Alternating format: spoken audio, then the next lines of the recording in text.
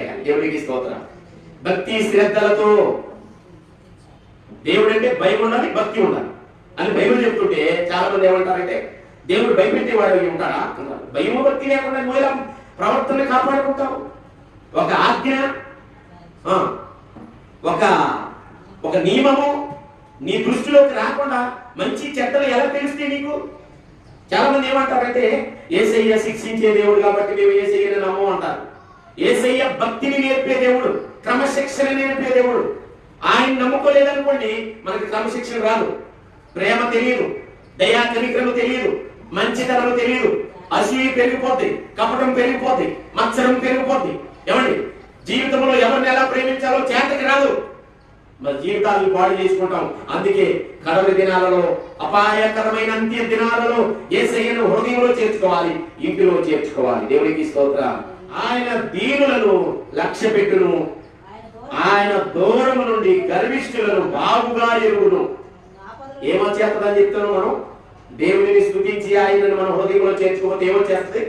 గర్వం వచ్చేస్తుంది, అహంకారం వచ్చేస్తుంది, భయంకరమైన అసూయ, కపటము, మత్సరము, ముడత, దాంభికత్వం వచ్చేసి నాకు తిరగలేదు, నేను చెప్పిందే వేదవాక్కు అనేవారు లేరండి. నేను చెప్పేదే కరెక్ట్, దేవుడు అనేవాడు ఇలా ఉంటాడా అంటారు. వారి వంకర త్రోవలను విడిచిపెట్టబడతాని యేసయ్యను హృదయంలోకి చేర్చుకోరట. ఆయన మాటలు మాత్రం కావాలి, ఆయన మాటలు మాత్రం కావాలి. చెడు వినకూడదు, చెడు చూడకూడదు, చెడు మాట్లాడకూడదు. అది యేసయ్య చెప్పే మాటే. ఆయన మాటలు మాత్రం మార్చేసి రాసేసుకుని పాటిస్తాం. కానీ యేసయ్యను మాత్రము హృదయంలో చేర్చుకోము. యేసయ్యను హృదయంలో చేర్చుకుంటే నీకు రక్షణ దొరుకుతుంది. దేవుడికి స్తోత్రం.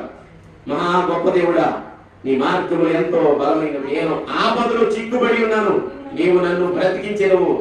నా శత్రువుల కోపము నుండి నన్ను రక్షించుటకే నీ చెయ్యి చాపెదవు, నీ కుడి చెయ్యి నన్ను రక్షించును.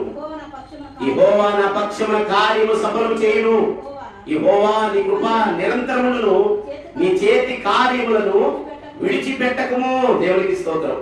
నేను అంటాను చాలా, యేసయ్య మనం స్తుతించడం మానేసేవని భూమి మీద చేసే మనుషులు ఎడల ఆయన చేసే కార్యాలు చేయకుండా మనడు చేస్తూనే ఉంటాడు, ఆయన చేస్తూనే ఉంటాడు.